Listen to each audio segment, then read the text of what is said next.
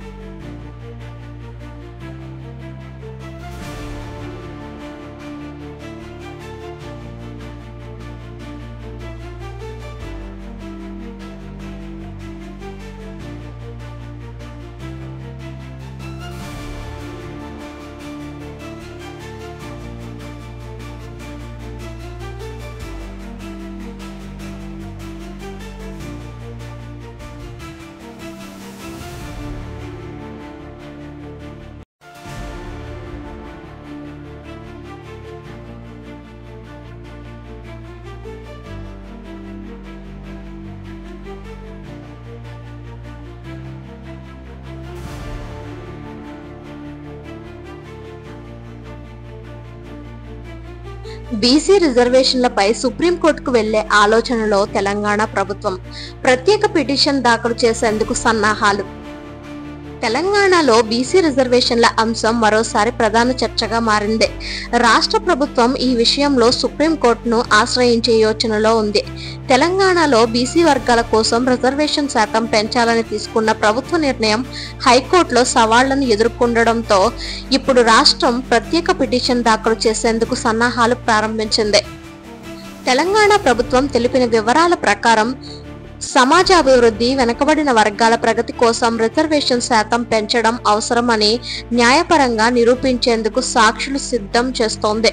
సమీప కాలంలో హైకోర్టు ఇచ్చిన ఆదేశాల నేపథ్యంలో రాష్ట్ర న్యాయ విభాగ నిపుణులతో సమావేశమై సుప్రీంకోర్టులో ఎలా ముందుకు వెళ్లాలనే అంశంపై చర్చించింది.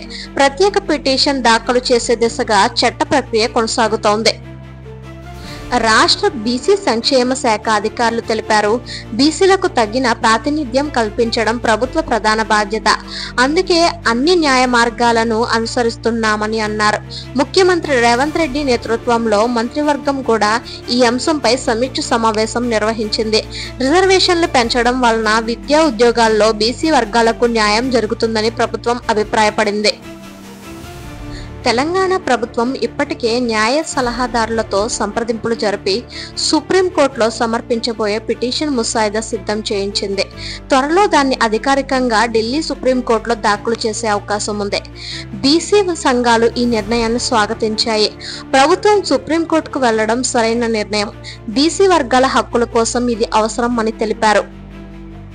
అదేవిధంగా రాజకీయ విశ్లేషకులు కూడా ఇది ఒక కీలక నిర్ణయమని పేర్కొన్నారు. హైకోర్టు నిర్ణయంపై సుప్రీంకోర్టు తుది తీర్పు రాష్ట్ర రిజర్వేషన్ విధానానికి దిశానిర్దేశం చేస్తుందని వారు అభిప్రాయపడ్డారు. న్యాయ నిపుణులు చెబుతున్నారు, సుప్రీంకోర్టు విచారణలో బీసీ వర్గాల ఆర్థిక, సామాజిక పరిస్థితులపై సమగ్ర సమాచారం సమర్పించడం అవసరం. ప్రభుత్వం ఇప్పటికే ఇందుకు సంబంధించిన డేటా సేకరణ ప్రారంభించింది. మొత్తం మీద తెలంగాణ ప్రభుత్వం బీసీ రిజర్వేషన్ అంశాన్ని అత్యంత ప్రాధాన్యంగా తీసుకుని సుప్రీంకోర్టు ముందు సమర్థంగా వాదించేందుకు సిద్ధమవుతోంది. రాబోయే వారాల్లో తెలంగాణ ప్రభుత్వం సుప్రీంకోర్టులో పిటిషన్ దాఖలు చేసే అవకాశం ఉంది. ఈ విచారణ రాష్ట్రంలోని రిజర్వేషన్ విధానానికి కీలక మలుపు తిప్పవచ్చని నిపుణులు అంచనా వేస్తున్నారు.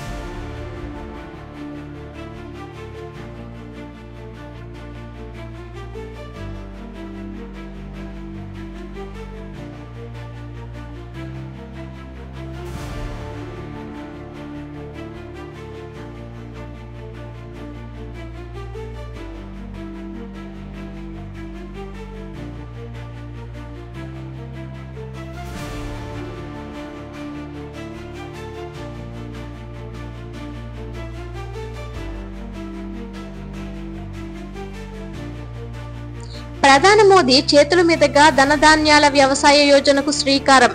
తెలుగు రాష్ట్రాల 4 జిల్లాల్లో అమలు కానున్న కొత్త పథకం. దేశవ్యాప్తంగా రైతుల అభివృద్ధి కోసం కేంద్ర ప్రభుత్వం చేపడుతున్న మరో పెద్ద కార్యక్రమం ధనధాన్యాల వ్యవసాయ యోజన. ఈ పథకానికి త్వరలోనే ప్రధానమంత్రి నరేంద్ర మోదీ శ్రీకారం చుట్టనున్నారు. ఈ పథకం ముఖ్య ఉద్దేశం రైతుల ఆదాయం పెంచడం, పంటల ఉత్పత్తి మెరుగుపరచడం మరియు రైతులకు ఆధునిక సాంకేతిక సదుపాయాలు అందించడం. తెలుగు రాష్ట్రాల 4 జిల్లాల్లో ఈ పథకం మొదటి దశలో అమలు కానుంది. తెలంగాణలో నిజామాబాద్, ఖమ్మం జిల్లాలు, ఆంధ్రప్రదేశ్లో గుంటూరు, అనంతపురం జిల్లాలు ఈ పథకానికి ఎంపికయ్యాయి. ఈ జిల్లాల్లో పంటల ఉత్పత్తి, నిల్వ, మార్కెట్ సదుపాయాలు మెరుగుదల కోసం కేంద్రం ప్రత్యేక ప్రణాళిక రూపొందించింది. కేంద్ర వ్యవసాయ మంత్రిత్వ శాఖ అధికారులు తెలిపారు, రైతులకు నేరుగా లాభం చేకూరేలా పథకం రూపొందించాం. పంటల సాగు నుంచి విక్రయం వరకు ఆధునిక పద్ధతులను అందించడం లక్ష్యమని అన్నారు. ధనధాన్యాలు పథకం కింద రైతులకు సేంద్రియ ఎరువుల ప్రోత్సాహం, నీటి నిర్వహణ, సాంకేతిక సలహాలు మరియు పంట బీమా సదుపాయాలు అందించబడతాయి. ప్రధాని మోదీ ప్రారంభోత్సవంలో మాట్లాడుతూ, భారత్ రైతు మన దేశ బలమైన వెన్నెముక్క. ఆయన ఆర్థిక స్థితి మెరుగుపడితే దేశం ముందుకు సాగుతుంది. ఈ పథకం రైతులకు కొత్త ఆశ అని అన్నారు. అలాగే రైతుల సమస్యలను పరిష్కరించేందుకు డిజిటల్ ప్లాట్ఫామ్ కూడా ఏర్పాటు చేయనున్నారు. రైతు మొబైల్ యాప్ ద్వారా పంట వివరాలు, మార్కెట్ ధరలు, సలహాలు పొందవచ్చు. ఈ పథకం ద్వారా ప్రతి జిల్లాలో రైతు శిక్షణ కేంద్రాలు స్థాపించబడతాయి. ఆధునిక పద్ధతిలో వ్యవసాయం ఎలా చేయాలో రైతులకు నిపుణులు మార్గనిర్దేశనం చేస్తారు. రాష్ట్ర ప్రభుత్వాలు కూడా కేంద్రంతో కలిసి ఈ పథకాన్ని విజయవంతం చేయడానికి చర్యలు చేపడుతున్నాయి. పథకం కింద ఎంపికైన జిల్లాల్లో అధికారులు ఇప్పటికే సర్వేలు ప్రారంభించారు. రైతు సంఘాల నాయకులు ఈ నిర్ణయాన్ని స్వాగతించారు. ప్రభుత్వం వ్యవసాయానికి ఇచ్చే ప్రాధాన్యతతో రైతుల భవిష్యత్తు బలపడుతుంది. పథకం ద్వారా రైతులకు నిజమైన లాభం చేకూరాలని ఆశిస్తున్నామని తెలిపారు. నిపుణులు చెబుతున్నారు, ధనధాన్యాల యోజన రైతులకు పంట ఉత్పత్తి, నిల్వ మరియు అమ్మకాల్లో సమగ్ర మద్దతు అందిస్తుందని, దీని ప్రభావం వచ్చే 2 సంవత్సరాల్లో స్పష్టంగా కనిపిస్తుందని అభిప్రాయపడ్డారు. ప్రధాని ప్రారంభించనున్న ధనధాన్యాల యోజన ప్రజల జీవితాల్లో సానుకూల మార్పులు తీసుకురావాలని అందరూ ఆశిస్తున్నారు. తెలుగు రాష్ట్రాల్లో ప్రారంభమవుతున్న ఈ పథకం విజయవంతమైతే దేశవ్యాప్తంగా విస్తరించే అవకాశం ఉంది.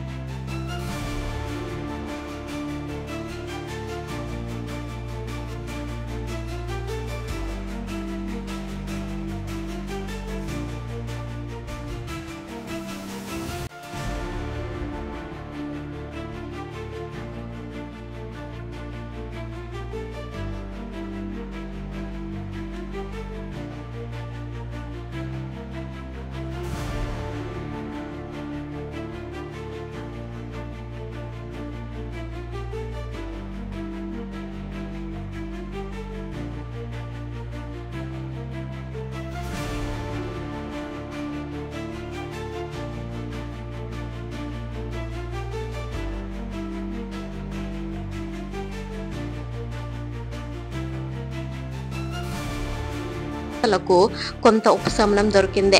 గాజా ప్రాంతంలో ఇజ్రాయెల్ పాలస్తీనా మధ్య కాల్పుల విరమణ ప్రకటించబడింది. ఈ నిర్ణయంతో ప్రజల్లో ఊరట నెలకొంది. ఇజ్రాయెల్ ప్రభుత్వం గాజాలో జరుగుతున్న సైనిక చర్యలను తాత్కాలికంగా నిలిపివేస్తూ సైన్యాన్ని కొన్ని ప్రాంతాల నుంచి వెనక్కి పిలుచుకుంది. ఈ నిర్ణయం అంతర్జాతీయ ఒత్తిడి, మానవతా దృక్పథం దృష్ట్యా తీసుకున్నట్లు సమాచారం.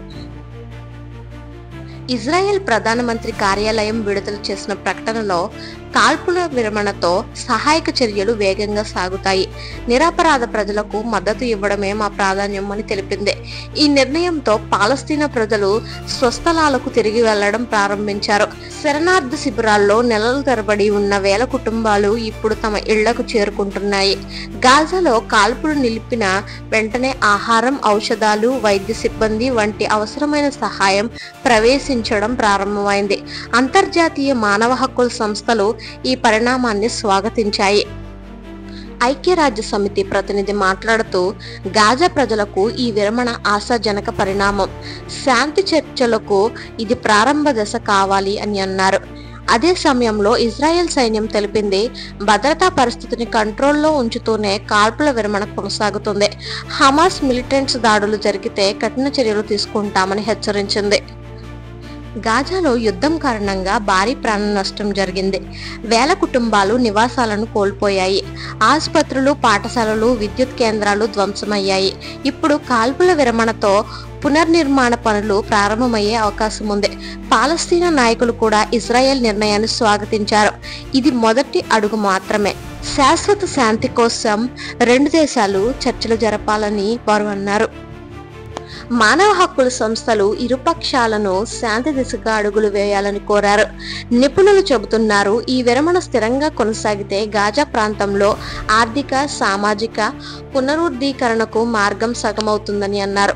గాజాలో కాల్పుల విరమణతో ప్రజల్లో ఆశలు మొదలయ్యాయి. ఇజ్రాయెల్ సైన్యం వెనక్కి వెళ్లడంతో యుద్ధం భయాలు తగ్గాయి. శాంతి చర్చలు కొనసాగితే మధ్యప్రాచ్యంలో దీర్ఘకాల శాంతికి మార్గం ఏర్పడే అవకాశం ఉందని విశ్లేషకులు అంటున్నారు.